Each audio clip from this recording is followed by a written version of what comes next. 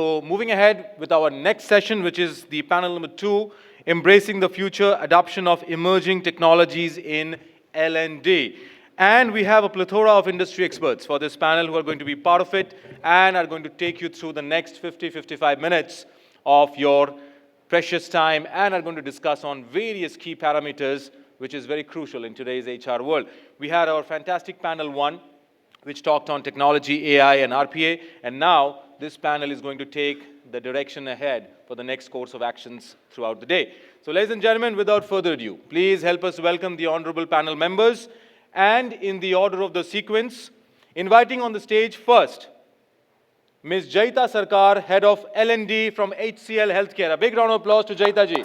Jayeeta, welcome to the panel. I request you to take the first seat, Jayeeta.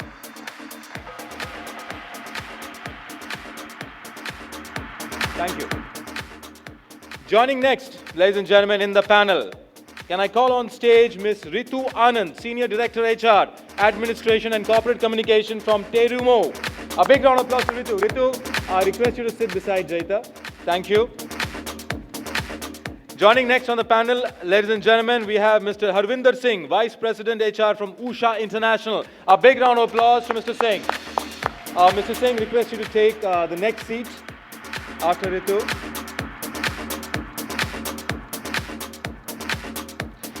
Joining next, ladies and gentlemen, on the panel, I would like to call on stage our honorable moderator, Dr. Anbuthambi Bhojarajan, Head Strategy and Partnerships, L&G EduTech. A big round of applause to Dr. Anbuthambi. Joining next on the panel, ladies and gentlemen, is Dr. Yogita Patra, Deputy General Manager, Corporate HR, L&D Lead and HR Analytics from DS Group. A big round of applause to Dr. Patra. Joining next on the panel, ladies and gentlemen, we have Ms. Upasna Nischal, Global Head and L&D and Head of HR for India, Fidelity International. A big round of applause to Upasna.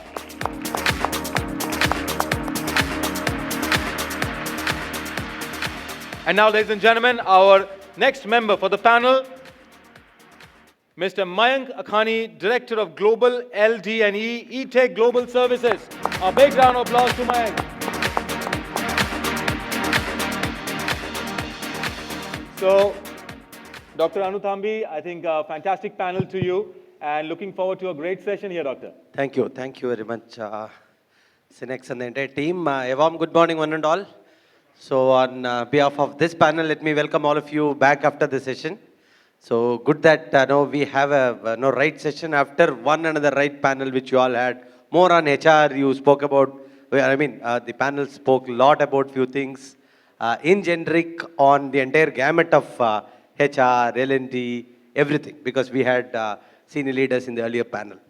So this panel, we wanted to be a little different and it is going towards one specific area called L&D, which is learning and development.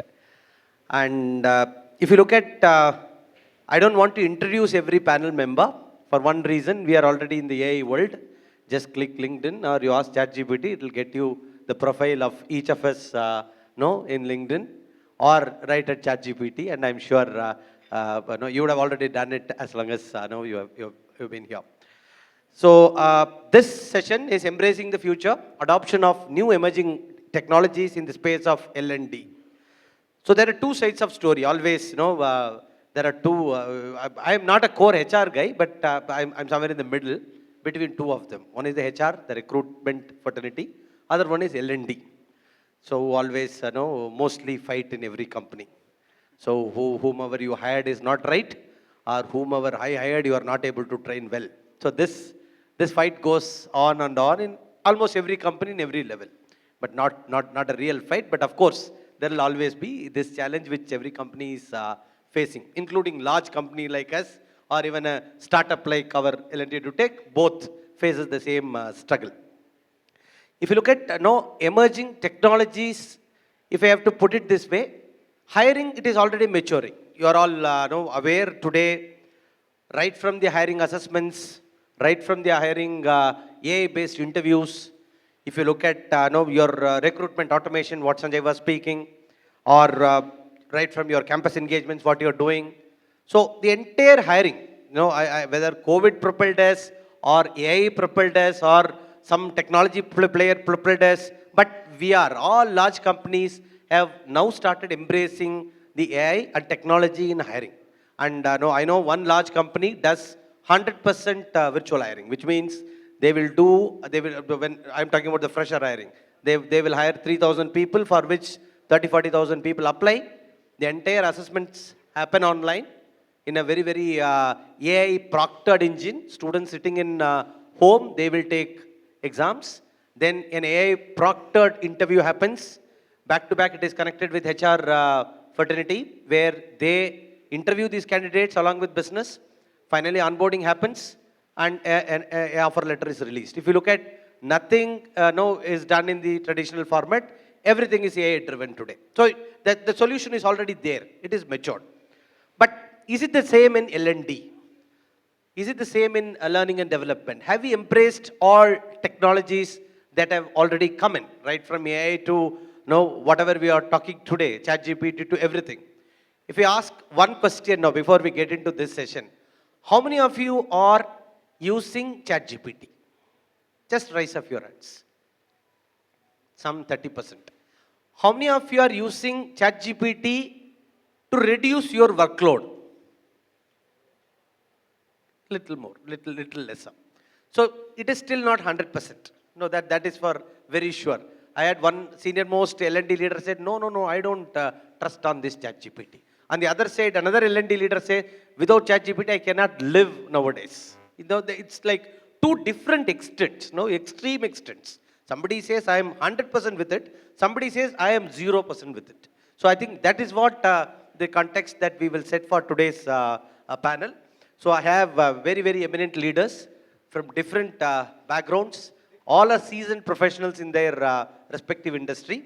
So we will take a first round of initial input from each of them pertaining to this particular theme of today's topic. And I will start with no particular order because all are from different domains. Now we have somebody in healthcare, somebody in finance, somebody in core manufacturing, somebody from IT, ES kind of services, etc. So I will start with Madam, you. So we'll start with how technology is enabling or enhancing your work, L&D work. I'm so glad I'm sitting next to you. I get to get the moderator's mic. So on the onset, I welcome everybody to this panel, and I'm so glad to be here, sharing my experiences. So Anbu, I'm going to keep it very, very niche to what we have done at DS, so that everybody sitting here who has probably experienced that can relate to it, and somebody who's in the journey of L&D technology adoption can relate to these things. I don't want these HR folks to be kind of bumping into the same problems that we faced. So personalizing learning journeys, I would say I would first contest the whole concept of personalizing the journeys. So who are we personalizing these journeys for? So there is a whole lot of noise about let us personalize the journeys, because that is the need of the hour. Because people just need that, this is just for me, it has been created for me. But then are these being aligned with the skill sets that is required? And secondly, do they really align to the outcomes that are required for the organization? So just personalizing, so I'll give you an example. In 2020, we were the first movers into the space of using AI plugins in the LMS. And we were very happily moving towards it, while it sounded very good on the table, on the paper, saying that you just have to put your skill inventory right there, put your course library, it will match the courses and give it to your learners. Very personalized. So, there is a job role, there is a skill set, and then the outcome. But then when all of that was rolled out, I think the maturity of the model has to be there. The AI plugins cannot be used blindly, because if that maturity model is not very respective to your industry, the kind of courses it bounced off to people did not, very relate to that. So there is one caveat that when you're using technology and personalizing journeys, you need to make sure that the technology that you are adopting for the piece has to be very, very relevant. Okay. Now I'll jump to Dr. Ritu. Yeah, is it, are the traditional methods going away? Are you still depending on the traditional methods in L&D? Because as I told you, there are two sets of L&D heads. Somebody says, I will only maintain the traditional methods. Somebody said, no, let me embrace the new AI. Right. So what are your perspectives? Right. First of all, thank you so much, and a very, very good afternoon, everyone. It's totally a privilege and an honor to be here today, to be able to share our learnings in this area, and especially talking about an incredibly relevant question: will technology disrupt or enhance the traditional learning methods? Now, we all have witnessed the kind of rapid pace of technological changes that are happening all around us. And we all also recognize the fact that continuous learning and development, upskilling, right skilling has become more important than ever. Now, that said, for us to be able to very clearly understand to be able to get to the influence of technology on learning methods, it also becomes very important for us to understand what does disruption and enhancement really mean in this context. So basis my experience, disruption will really refer to all the set of big radical changes that will either challenge or that will either replace some of the traditional learning methods we have today. Enhancement, on the other side, will really mean how much of continuous improvement efforts we are bringing forward to be able to further strengthen the traditional methods. Now, according to me and based on the experience that I have had, I think there has to be a very clear balance between how technology can really influence and to what degree we would really need to retain some of the traditional methods. Now, in my experience, when we are looking to enhance the traditional learning methods, what are some of the areas or what are the spaces that we are looking at? The first and foremost being access to learning. Now, how many of us in this room remember the times of visiting libraries? Yeah? And there were also the times when we had misplaced the library card. It almost felt like, oh my God, we've lost a passport, right? We wanted in the NOC day. Exactly, right? NOC day, library cards. Now, why was library cards so important to us? Because they were the passport for access to learning, right? Now, fast forward a couple of years, what has taken place? Access of learning. Every associate, I'm sure, present in your respective organizations has now the access to latest tools, latest technology, latest research. So whether we are talking about e-learning platforms or whether we are talking about virtual classrooms, we are now able to provide access to learning at their own time, at their own pace. That's one. Secondly, when we are looking at interactive learning tools, whether it's about virtual reality or augmented reality, all of these platforms are driving immersive experiences. So which means, for example, I am coming from a medical device organization. A virtual reality setup is really enabling us to provide simulation-related experiences during surgical procedures. Now that is equipping the healthcare practitioners to be able to develop hands-on experience in a very controlled and risk-free environment.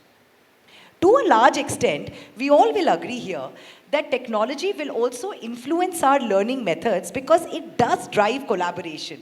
It does drive interactive learning, right? So for example, if we are a part of a live webinar or else we are utilizing some of the social learning platforms, it will take care of the live interactions. It will drive peer-to-peer learning.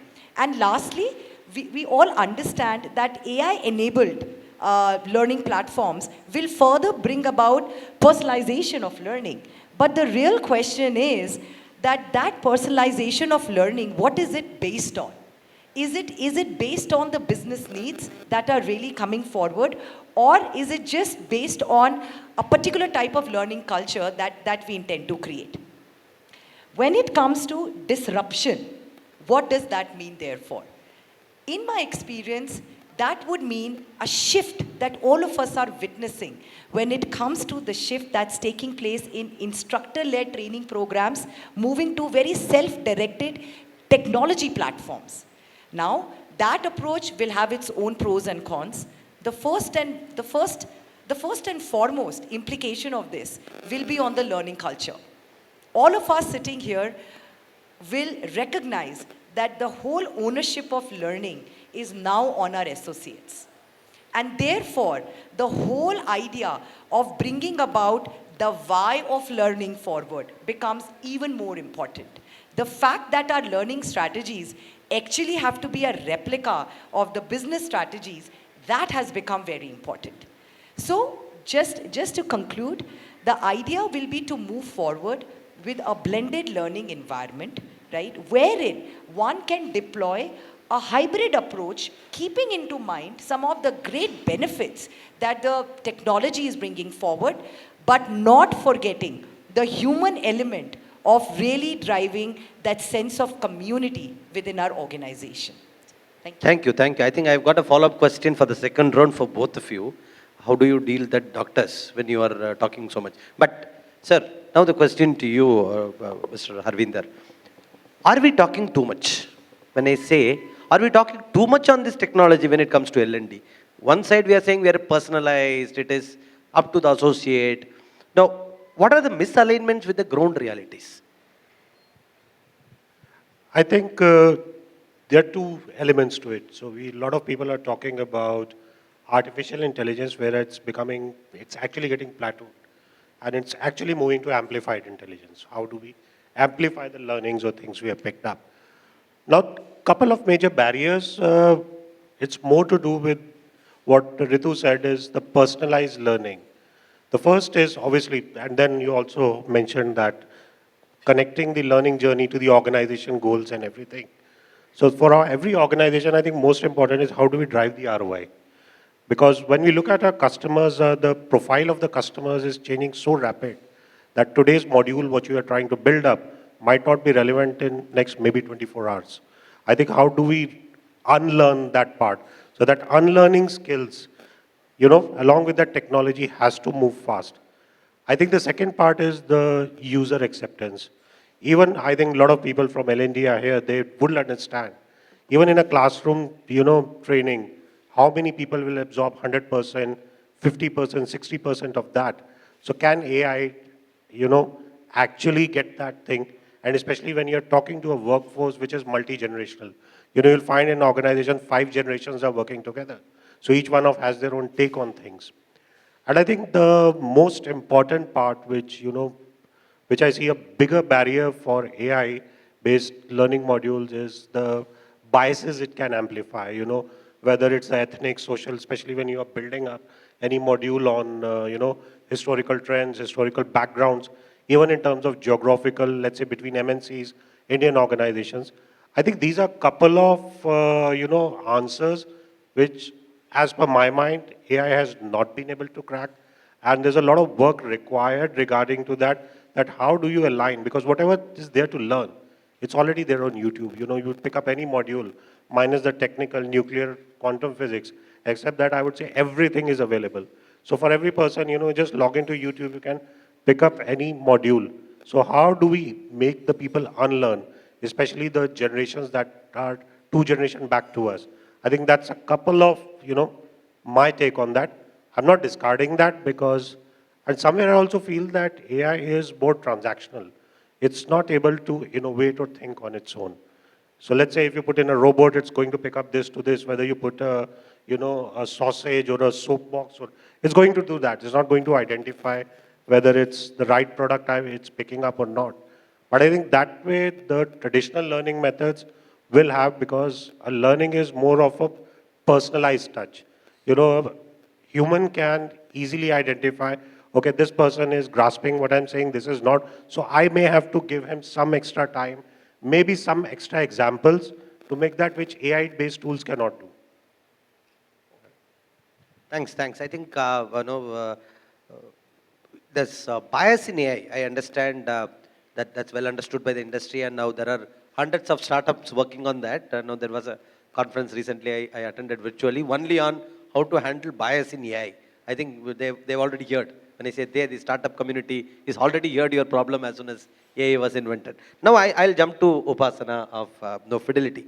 What are the challenges in implementing anything with AI, anything with all these tech-enabled learning to senior and mid-level type of associate? Because you are leading a large company's L&D, and will you be able to touch upon something on how do you deal them? So because earlier speaker said, no, dealing Gen Z is different, dealing no the other categories of workforce is different. How do you deal them? What are the challenges there? Yeah, thank you so much. Thanks for the opportunity. Um, I think maybe I take a step back a little bit and directly jump, without jumping directly into, the career stage of individuals, mid to senior level, as you're talking about. I think the fundamental question here is, what do we have on the plate to offer, right? Technology is a vehicle, right? What's more important is what's there to offer. And as fellow panelists mentioned very clearly, one thing is very clear in the last 2-3 years, what has emerged is that, one, the needs of our learners is changing significantly. Needs of businesses are changing significantly again. Businesses, because of significant pressure on business results, right? So they are clearly looking for certain ROIs. They're looking for critical skills to be developed, not any general skills. However, on the other side, individuals are looking for more holistic development, which is not only developing their current or future roles, but them as individuals, as holistic persons. So those are the two significant changes with respect to business expectations and individual expectations. And then, of course, hybrid has changed the way we work and expect things. Tech has disrupted. We've all been speaking about that. So coming to mid and senior level people, I think there are certain things which are common across, which is, as I said, the quality of content we offer, relevance of content, vehicles we are using to share that content. If it is entertaining, engaging, adoption will happen. For example, we often think or assume that people at senior levels are not comfortable with tech. I don't think that's the case. They're very comfortable with tech when it comes to their own operations, business operations. They're using all the latest technologies, right? Then why are they not using L&D tech? Right? So clearly there is a gap. If we bridge that gap, adoption in L&D will also happen. That's one part of it. So maybe, coming to some tangible things we are doing in our firm, and as I think Harvinder rightly mentioned, most of the big organizations have multiple generations working next to each other. So clearly different things happening, different needs of individuals. So we are doing things around profiling our learners, offering things that they need to, they're looking for, etc. But few important things that we have done in the recent past is that, one, we have looked at our budgets very differently. We have very clearly segregated, earmarked budgets for learning and development, and which is tracked, monitored. We are making sure that we are using that for the right set of programs, technology, etc. So that's important. Whatever said and done, while budgets, money is not everything, these are significant enablers. So let's just kind of keep that in mind, but doesn't mean that that's end all and be all of everything. There are lots of things we can do depending on the maturity of the organization without big monies as well. But that's one aspect to definitely take care of. The second thing that we have done is really we've looked at our team structures.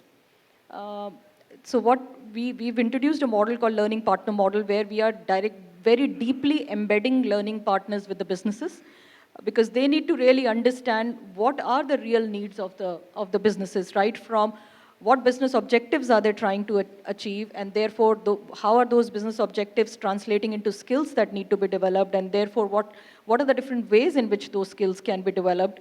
And the answer is not always learning and development to develop those skills. There are multiple other ways in which skills can be developed. So learning partners are working very closely with HR business partners, senior business leaders, to really uncover those aspects. Those are very critical. And then, of course, we are looking at both the content and the vehicles we are using. We have, in addition to all the LMSs and AI and things like those that we are toying with and playing with, we have, like 2 years back, we introduced the talent marketplace in the organization, which is a very large rollout and very successful one as well.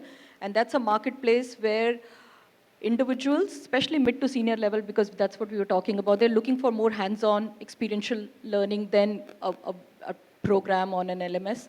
So those individuals have access to projects and assignments that are posted by other members in the organization.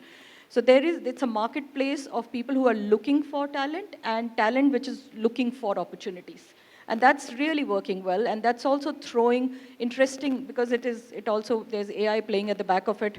It is also throwing interesting perspectives on what skills are people developing and what are they aspiring for the future. It's also giving us some insights into skills of the future. So that way we are leveraging talent marketplace in a very big way.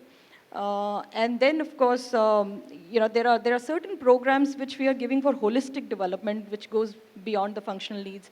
Things like we have programs for underrepresented communities in the organization. This is linked to the DEI part of it, and it's very important that for holistic development, not only for your role today, but also overall career, it's important that you take care of your unconscious biases, you take care of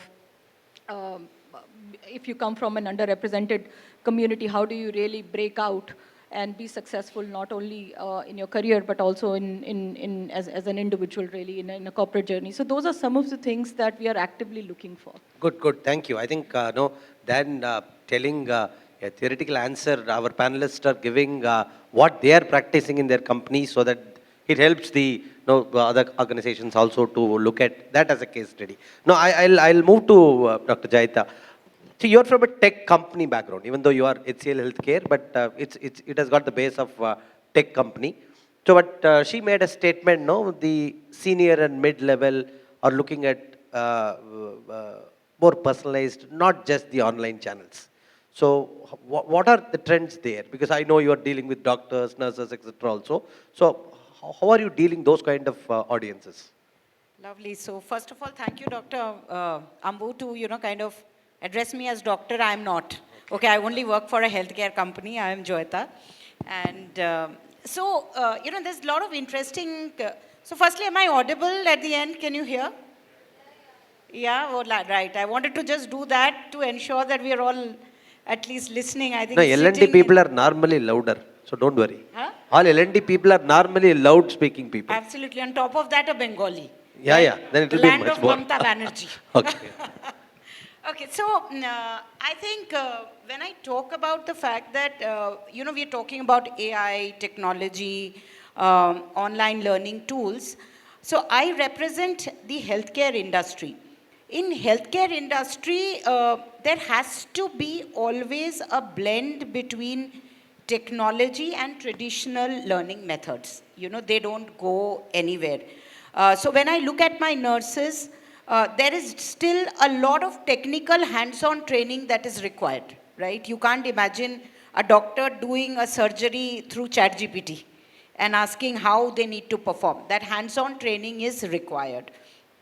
So I think to emphasize a little bit on the learning gamuts that we have, I think today there are multiple online tools available, but as to be an effective L&D professional, we need to understand how we are going to customize and build things as per the requirement of the industry that you're a part of. So, see, I'm not getting into talking about what all is available, because that's there in ChatGPT. You can just see what tools are available. So there is Quizzer, there is Mentimeter, there is Kahoot, all of these kind of tools which everyone knows about. So what we're talking about is how we build in these things in your network.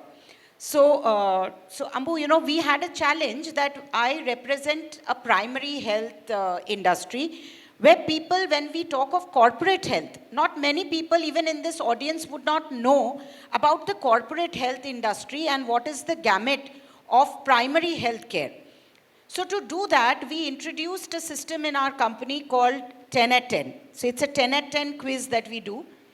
Every Friday at 10 o'clock, we float a question for 10 minutes. Madam, Friday is reserved for HR, no? Fun Fridays. So we've converted into 10 at 10 quizzes. Okay. That's your fun day, wherein it's a quick quiz. So you can term this as gamification, online tool, etc.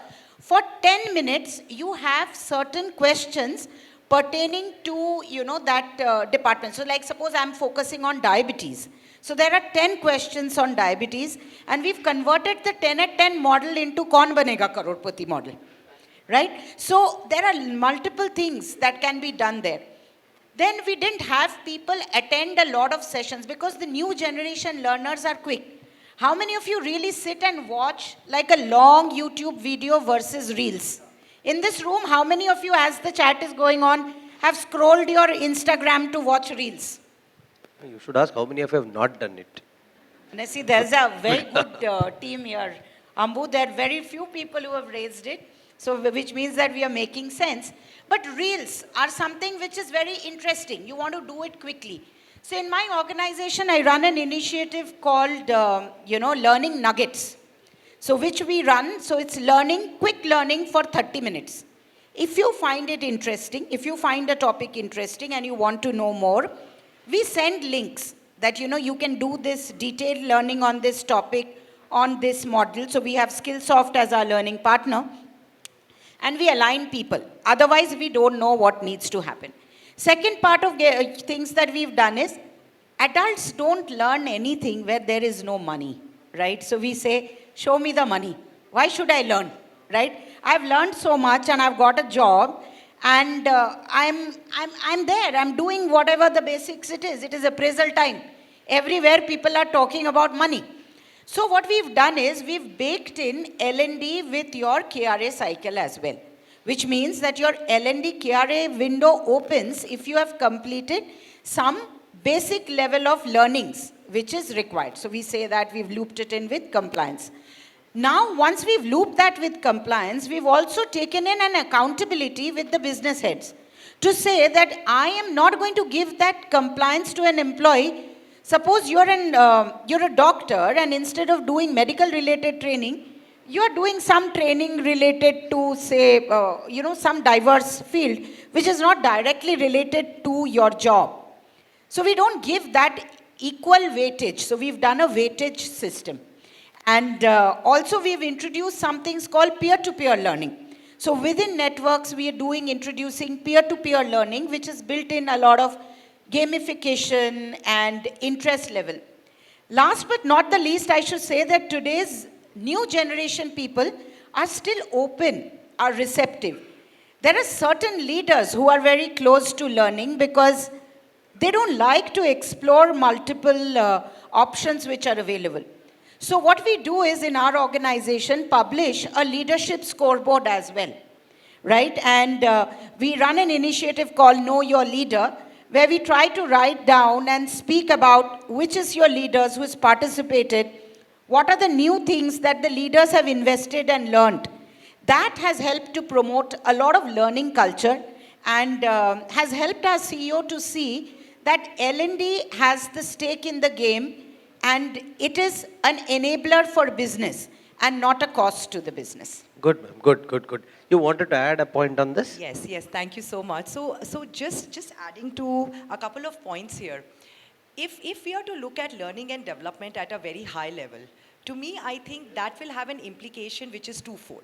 Firstly, I think as L&D practitioners, it's extremely important for us to understand the business. So for us at Terumo India, because we are a medical device organization and we are a Japanese organization, we really believe in this concept of Gemba, right? What it means is that you have to be where the action is. So that's one. Secondly, then our ability to be able to really understand the gap, look at the skills which are really needed to be able to then close the gap. So those two elements become really important. But when it comes to shifting the culture from very instructor-led trainings to very self-directed learnings, it's equally important for us to build that fire amongst our associates, right? So this whole concept of what is in it for me, right? And also take learning as a pride. Take the developmental gaps as a pride. That becomes extremely important from a culture standpoint. Thank you. I think there are a lot of points both of them spoke on giving them nuggets and giving them money. Then they said about micro-learning, credentializing, gamification. Mayank, I understand, when I spoke to you, you said you have implemented something strong there. Can you give your perspectives on what have you implemented, how successful it is in this domain? Absolutely. Thank you, Dr. Anbu, and thank you everybody for having me here. So, I agree with a lot of things that we've spoken about here, and some of those things have really been game changers in the L&D industry. Micro-learning, gamification, these are like the buzzwords that everybody's talking about today. What we've done is we've gone back to basics. We've started with identifying the core competencies that are required for each and every role, right? And then identify the skill gaps based on that. And based on the skill gaps, we have created micro-learnings on our own internally created learning experience portal, where people can go, based on their skill gaps, they're automatically assigned some courses to take. But how do you find that gap? So we do the skill gap analysis. So, you identify the core competencies for everybody. Once you've identified the core competencies, you go back and do a skill gap analysis. So is AI helping you in some format? Yes, absolutely. So we have our own internally created large language model, that we have implemented in-house. And we've also partnered with an organization that is helping us with a lot of simulations as well. So we have, and in our organization, we always say that, this is to add to some of the panels that talked about this year. We just don't talk about AI, we talk about real intelligence. And what real intelligence, according to us, is when you club artificial intelligence and add the human touch to this. When you add that human intelligence, when you add the human analytics to this, that gives you that real intelligence. And that is what we're talking about. So, we are just not looking at the data that AI is giving us and, directly assigning some courses to our people to take. No, we are actually doing some analysis based on our end, it becomes easier for us because we are not a very big organization in terms of numbers. We're like 4,000 employees globally. So it's a pretty small number when you look at, the bigger organizations. So that helps us do it more on a personal basis. And that really helps us do that. So one, and when we talk about micro-learning, what we've also done is we use micro-learning as reinforcements a lot, right? There is no alternative to, the in-person workshops. When you go in there and you provide that experience to people when they can interact and discuss. So for an example, let's take our own example here. All the panelists, if we had to learn something virtually, the kind of discussions that we're having here based on what somebody's saying, the contribution, it won't be as effective as you would have it when you're meeting in person and doing that. Because the rapport, your body language plays a vital role there. So we use a lot of in-person workshops for our core learning, but a lot of reinforcements happen through micro-learning. And that is also given based on the attention span that people have today. It's like gone down to 8 seconds.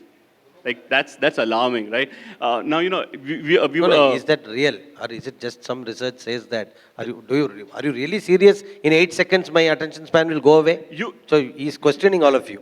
In 8 seconds, our attention span will go away. What do you guys think? 8 seconds, and don't you guys? No, I don't agree. But it would have been done by some big five, so that you will have to talk in conferences. Yeah. See, we have no choice. There is one more. I have an example for this one as well.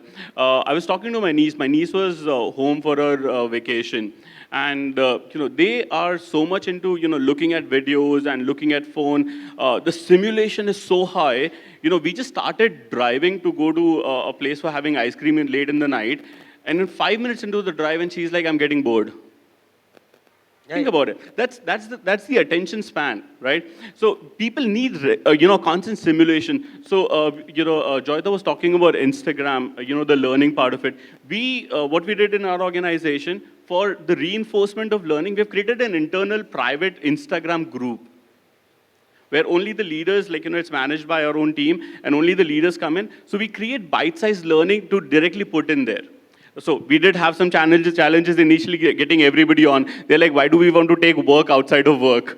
Correct. Right? But when they come in and when they hear people talking about, hey, I read that on Instagram, in our workshops, it really highlights that part for everybody, and everybody wants to come in and, that FOMO part, that plays a vital role, and everybody's like, no, I also want to be there. So that works out for us in terms of micro-learning. Thank you. I think now we will go for one round of, yes. Okay, so I just wanted to add one more thing here. While, L&D folks are all juggling with these, super words like skill, competencies, but think on the other side where, the employees are really not bothered about what you are matching and what you're doing. I am bothered about what I've got in my profile to learn for the next year. So, it is very easy to, increase the personal experience through technology. While I said we were the first movers into the space, now we are moving into creating a Netflix kind of experience for the employees. So I'm just hoping it's a little too early right now to talk how it will be successful, but at least the engagement part, I'm very optimistic about it that it is going to increase because we're kind of creating a Netflix kind of an experience for the employees where the entire library will be at the disposal. Whatever I am going to pick up, then, the next level will keep coming in. It will keep suggesting new courses which I have liked already. Not only that, I think just to get the manager buy-in also, the manager is going to be able to see the suggested courses for his team. So in that case, he can also assign those courses. So there is a tab, unknown tab that is between the skill and the course match, and the manager buy-in also is there. So manager is as much responsible for the upskilling as is the employee and the L&D folk. If I could just add to that Netflix example that you mentioned. So the example that I was sharing earlier on Talent Marketplace, it's actually doing the same thing for us. So depending on the learnings that people are picking up, the assignments that people are picking up, the system is prompting. Not just the new set of learnings, etc., but also new assignments and roles that one could go for. So I think that is going to be the future. Yeah. Yeah. That's probably going to be the future, which is what we always talk about, co-creating content, co-creating learning of the future. So it's nothing but all of this. Yeah. No, I will just ask one quick question to all of you, but you have to answer in only one word. Personally, how much time you spend every day on self-learning? So No. You can explain later, ma'am. Okay, so but I time- want to know the time. Every so day. 30 minutes. Every day. Yes. Madam, next. 45 minutes. Around 3 hours. Every day? So normally I have a very long driving distance. So what I do is I'll take out any podcast or any YouTube talk show or anything. So that's why, and then obviously the reading. Good. Yourself? 30 minutes. 30 minutes. So in an average 30 minutes. No, but I don't know whether it is the same survey everywhere, but still, no, in the leadership level, they are able to spend that 30 minutes. So next one question to all of you. Which is that one technology which you think is the game changer for future? Specifically in L&D. You spoke about a lot of things, right? You started with AR, VR, then you said AI. Don't say AI because today it's very horizontal now. It is no more vertical type. Everywhere they talk about AI. Which is one thing, it'll be a game changer for you and your division or the department. So I think the biggest technology, it's already changed a lot of our lives and it will continue, is the mobile handset that we have. So if we are able to digitize and bring it to the mobile handset and you could converge it and create that relevance factor, I think then we are on because, and like you said, 8 seconds. There's another is that on an average we check our mobile in every 10 seconds. I think if we are able to converge that along with some module or something into the mobile handset, you have people who are willing to go for it. So I feel it's the interactivity portals that we have in learning. So I use a lot of Mentimeter. Okay. I don't know how many of you in the room use Mentimeter, right? So it brings in a lot of interactivity and instant feedback and resonance from the team. So I truly believe that Menti is a good tool. Ritu? I actually hold a very different perspective. Given the kind of demographic population that we all are facing, different segments of associates will want different set of technologies. So whether it's a Mentimeter or whether it's a virtual reality or whether it's a simulation-based experience, I think one will need to try and test different sort of technologies to be able to understand what is relevant at what segment. Okay, you're saying it should be audience specific. Absolutely. It can't be general. Absolutely. So I'll change the question to you. Which is that one traditional thing that will never change according to you in L&D? I think this is the biggest fear of HR folks, and this question has been rotating for ages now, that will HR folks become redundant if the technology comes in? And I would say no. And today morning I was just reading an article saying that EU has come up with an AI regulation policy on talent management. And my take is that, while I was just scrolling through it on my phone, I realized that while they have kept a whole lot of, things in it, that the transparency should be there, that the employee should know that their data is going up on the open AI. One thing that struck me was that one whole big paragraph on how human intervention and rights cannot be, neglected in all of this. So I think, folks, our jobs are absolutely safe. And we are not going anywhere. So, and that the regulation and the policy is a testament to that. Thank you. Madam Upasna? Yeah, so I think I'll give probably 2 points here. What will not change in L&D is as long as relevance to business outcomes is connected, and that's an expectation that will not change. Whatever we may do, the expectation would always be to have it relevant to business and the learners. That will not change. 2, I think when we talk so much about AI, in my mind, AI will not take away the jobs as we've been talking about. It is actually the people who know how to use AI better than others who will take away jobs. Correct. So it's also important to continue to have keep pace with whatever technology disruptions are happening and not forget about that. But at the same time, what will not change is relevance to whatever we are doing to business results. Mayank? What I feel is not going to change is, the traditional methods of learning, they are not going to change. But what's really going to be important is how we evolve along with the technological evolvement. That's going to be like the game changer. And one more thing on a lighter note, operations blaming L&D for something not working out, that might not change. Okay. No, that'll always be there. And putting every challenge as an L&D challenge, right? Correct. So, during the break, I was discussing this with Dr. Rambu, that when HR does hiring, I'm sure there'll be a lot of HR leaders in the room also, right? So when HR does the hiring, you hire Amrish Puri. And then you send that Amrish Puri to L&D and say, turn him into Shah Rukh Khan, right? Now, poor Amrish Puri is wondering, why am I turning Shah Rukh Khan? L&D leader is wondering that why can't you become as charismatic as Shah Rukh Khan? And, and that ever-changing confusion. So I think the seamlessness between hiring, getting the right resource, understanding the right fitment, understanding the right skills, and also understanding that there are certain skill sets that can't be built, right? So there are individual strengths that are available. There are only some that you can build and some we cannot build. And there is no harm in saying that this can't be built. And I think it's time now that as L&D leaders, we learn to accept that what can be done and then move ahead with it and not nod to every ask of operations and the team and say that this is absolutely achievable. And definitely, I will share this with your HR head, madam. Don't worry. Your point is well noted and recorded too. Dr. Rambu, if I can just add here. So I was sort of contemplating this morning around this phrase, you can take the horse near water, you can't make it drink. See, did I not start with this point? Now, there's a fight between these two. It is coming out very clearly here. Now, one of my realizations over the last couple of decades has been that as HR practitioners, we would really want to bring the world to our people. Right? Whether it's about blended learning approaches, whether it's about a beautiful talent marketplace, which we've also introduced in our organization. But in reality, some of us, or I think majority of us, we don't quite discuss more often what is it that we need to do to bring the fire up within our organizations. What is it that we need to do that our associates who have been so empowered, right?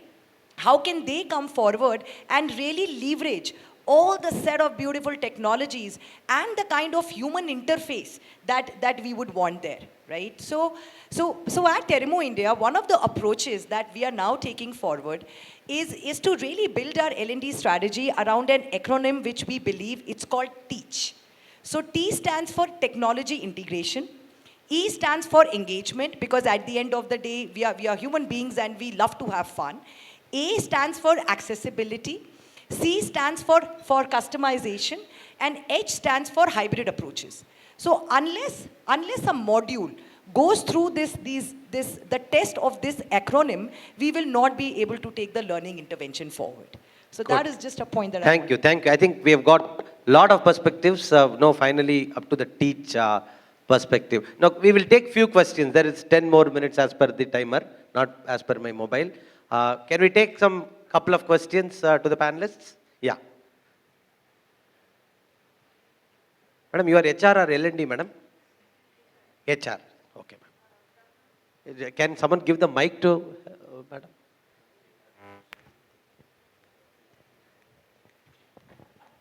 Go ahead. HR, no? So you are not louder. If it is L&D, you would have been talking without the mic. Yeah. Myself, Nazrina Begum, Manager HR Development from Oil India Limited. I feel like adoption of technology becomes easier when you have a literate workforce. Okay. It will be literate technological workforce. But suppose a company like us, whose 70% workforce are from blue-collar jobs, they have blue-collar jobs and they work in field with not that much connectivity. So in such kind of situation, like what you would suggest to have learning? No, I have a direct answer to you. Because I'm part of L&D, you know, it's almost a similar business. We have built learning modules in regional languages, number one. We have made it bite-sized and we are pushing into the mobile WhatsApp directly. Even an illiterate is today WhatsApp literate. Even my mother doesn't know anything, but she knows everything in WhatsApp. So we are, you can't expect them to log into a LMS, take a module, click next, finish. I think that we have tried and it wasn't working. So we have created in that format. End of the day is our employee. You know, we are able to send it through WhatsApp with a lot of security protocols and procedures, and they are able to learn in regional language. If there is no online connectivity, in those places, we have ensured they will come back. After their site work, they will come back to a place where it is getting downloaded to their local machine, which is their mobile. There are some solutions which we had built and many large companies have built. I would not only say we, many companies have built. I know Reliance in their oil business, they have also built this. Many have built. There are some solutions which are built. But don't think complicated way. Think in a simple way. I will have to do it in regional language. I will have to push it to their mobile. That's all. If you expect to do the entire thing, whatever everybody spoke, then it will take a long time for those audience. And if I could just add, I think one good thing that has happened in the last few years is the digital India bit, right? So how digital has penetrated even rural areas, far-flung areas, it has just opened doors to learning in such a huge way and so many different formats. WhatsApp, I think everyone is on WhatsApp, and every morning, there are those good morning messages floating, so those could very well be converted into learning modules, for example, in regional languages. There's so much of creativity one could unleash. So I think we are in a very good spot that way, that Digital India has empowered people across the country to access learning, not only through one or two channels, but there is just plethora of things that one could do. So definitely encourage you to use some of that. Yeah. So I'll just, share some of the facts. And these are about India only. In the last 5 years, the internet penetration of India has gone up from 57% to 72%. And 90% plus has been powered by rural India. People are now talking about the urban rather than only urban and rural. So the tier 2, tier 3. UPI, what she said, the digital India. Today, if we are having 1 billion transactions per year, we are talking about almost 43% of those transactions happening in rural India, people who are illiterate. So, if people show them, what I always believe is, show them the relevance and give them the access, they'll find their own ways to learn. And India is a very, very creative, market kalo, or you may call it a geography. So if we can give them that relevance part of it, they'll learn themselves. And peer-to-peer learning has been a part of our tradition, what they mentioned. And that's been for a very long time. So I think don't put that barrier in your mind that how do we do it? Just work on that relevance part of it. People themselves are, clever enough to find ways and means to, do that. Thank you. You Just a wanted to add question, here? yes, Okay. because I mean, we're saying so many things and we haven't even asked her, what is her real challenge? Have you already invested in the LMS? Yes, we You have. already have an Yes. e-learning. Out of that 70% that I have spoken about, 50% are from Zen X. Okay. The other 50 is from Zen Y and Z. So I face So- the same thing. I'm from the FMCG space, and mine is a legacy organization. We are almost 95-year-old organization. People have been working for good 40 years. When we picked up e-learning, and that was an AI backed, it was kind of a shocker for those people. The eldest in my organization is a 73-year-old business head. So if you could teach them, you can teach anybody. Second is that I think in inverted commas, the answer lies in hand-holding. You will really have to become a mother with them and make small bite-sized videos, how, the maneuverability of the system, take on MS Teams, take up 20 people together, and my team has done that for days on, and then they could just do it. There is a solution. You have to pay me separate consulting fee. Tell your L&D head. Yeah. And I Thank you. think also not taking away, while we are talking about technology, not taking away the traditional methods as well. I think we should continue, and there's no harm in doing that. Like, setting a learning culture, a learning hour, building peer-to-peer learning of hand-holding, certain stuff there. Plus, as they said, that, you can create learning champions who could train their peers on that location on how they've downloaded certain videos, seen that, and give small rewards. So I think those things could be also looked into. Any one more question? Thank you. Thank Thank you. you. Thank you for so many perspectives here. The thing I was wanting to hear is about the ROI. What I could hear is all about creating content, creating micro content, 8-second attention span. So, but why is it that Ritu mentioned that we can take the horse to the water, but we can't make them drink water? So, are we missing on something there? And second question that came to my mind is the earlier panel says that employees are distracted with social media, the personal technology that they are using. How effective is the 8-second content? How is the retention? Are we thinking about those things? Why is business not satisfied? Is anybody thinking about that? Hold on. You're asking many questions in one para. So I'll ask Ritu to respond and then Upasna to respond on the ROI. Because we come to finance for ROI. So I will try my best to be able to address your question here. So first thing first, when I was thinking about this phrase on you can take the horse near water and you can't make it drink, what I meant was that you can offer 50,000 technologies and hands-on experiences to the associates, right? But it will be incumbent upon them as to how much they would want to learn and how much they would want to apply. Okay, so that's one. I am interrupting. Why would I not want to learn when I know the skill, the shelf life of a skill these days? Everybody is talking about it. Right. It's not 2 years or 5 years. Right. Why would, if everybody is talking like AI is a threat, people are taking AI as a threat. AI is augmenting my job. That's a different perspective. But if AI is being taken by people as a threat, why would I not want to learn? That's my question again. If I could not come across in the right way, why businesses are not appreciating what L&D is doing? Why I have to give them 50 different technologies? Why I'm not able to understand what to offer? Right, beautiful. So as per me, I think the biggest gap that I feel is currently present is our ability to really understand the business need. Right, so for us, I would think as L&D practitioners, we will have ready solutions on the shelf. We'll say, all right, if this person needs to be skilled as it relates to interpersonal skills, these are 5 ways for you to do it. But sometimes we may not peel the onion enough to be able to truly understand what really seems to be the issue. And sometimes the most simplest ways can really impact. So that's one. I will also take the opportunity to just address the ROI part as well. So typically, whenever we will look at any sort of return on investment on L&D, obviously we will be looking at budgets. Obviously, we will be looking at the quality of the intervention. At the end of the day, the feedback of the facilitator, so on and so forth. But in my experience, the real ROI is really met when the people who are undergoing that intervention, they are giving a feedback, number one, and number two, you can see that feedback coming alive towards business outcomes. If I could That just is the add- connect that we have to go to.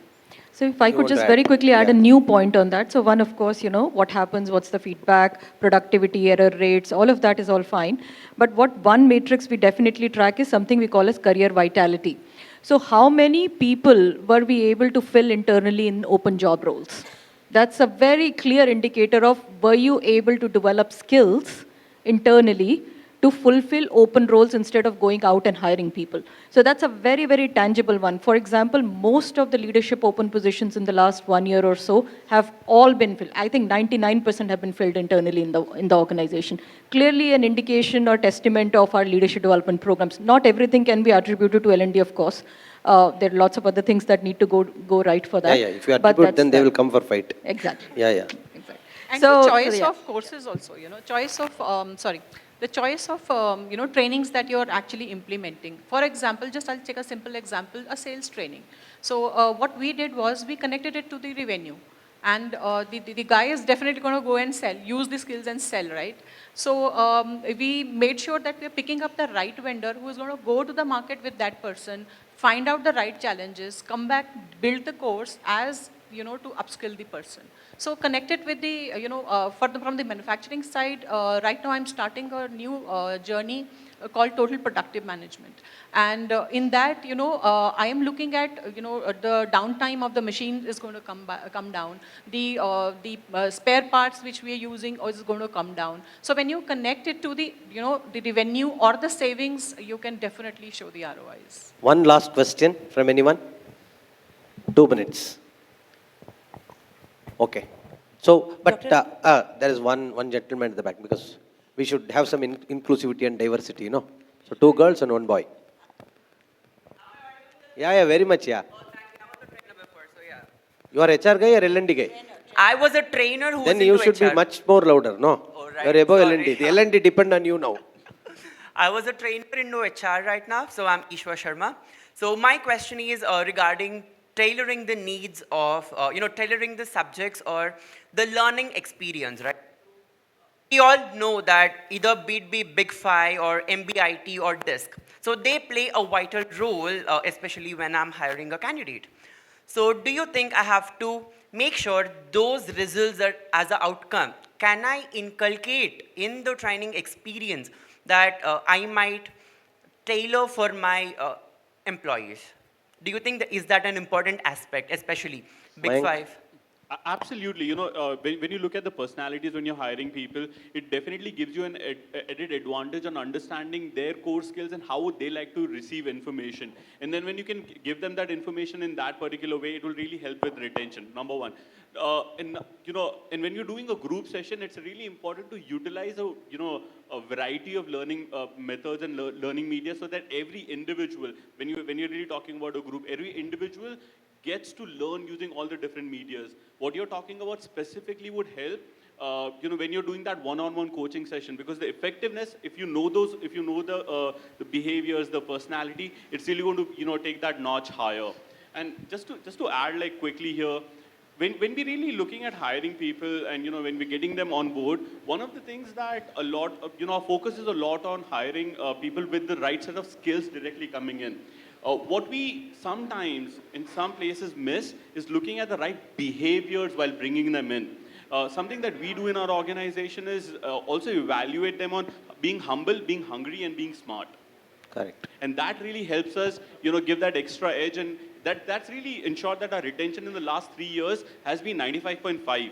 And that's one of the things there. And, to what Upasna was mentioning, similarly at Etech, we've had like 95% of promotions happen from internal or within the group, but not hiring them externally. I see time's up, and that's I'll just add here and I'll close, because time and again, we as a large organization have been using all those tools, right, from your MBTA to StrengthFinder to everything. But now the ask is different. The CHROs are asking now little different. So we ourselves are now building an AI which will work on a very, very individualized, personalized report. While you take all other tools, it will give you a standard report. End of the day, it gives a standard.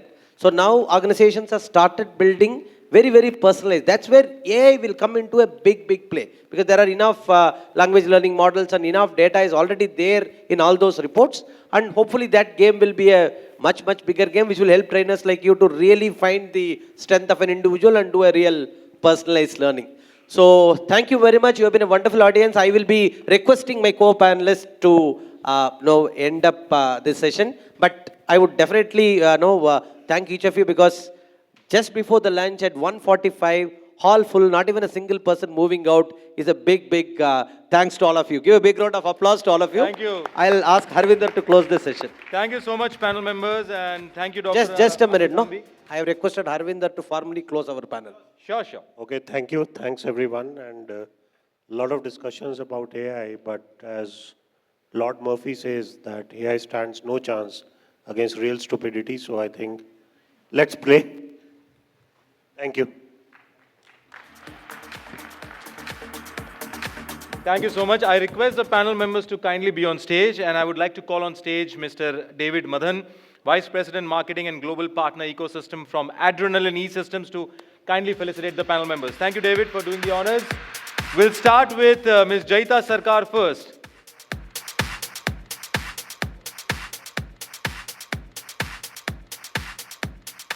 A big round of applause, ladies and gentlemen, to Ms. Jayeeta Sarkar for her wonderful contribution in the panel session.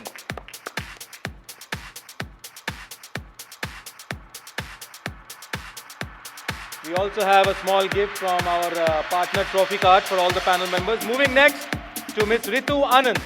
Jayeeta ji, I request you to kindly be on stage. Ms. Ritu Anand, ladies and gentlemen, big round of applause for her wonderful contribution.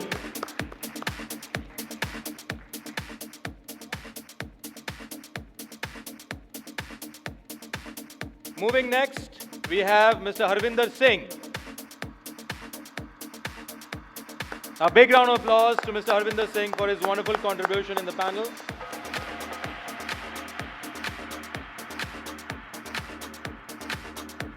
Moving next to our honorable moderator, Dr. Anbuthambi Bojarajan from L&T EduTech.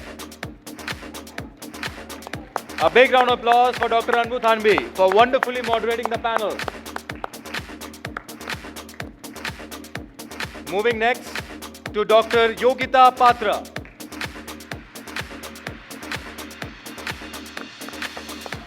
Big round of applause, ladies and gentlemen, for Dr. Patra for a wonderful contribution in the panel. Moving next to Ms. Upasna Nischal.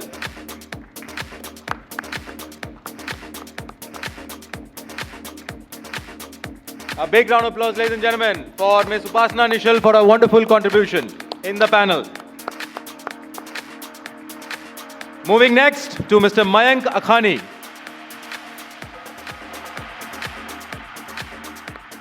Big round of applause for Mayank for his wonderful contribution in the panel. Would request the panel members to kindly step forward for a group photograph. And David, if you could also join them. A big group photograph for this wonderful session of the panel here. And can we have another big round of applause for this wonderful panel here. Very interactive session, ladies and gentlemen. All thanks to the panel members.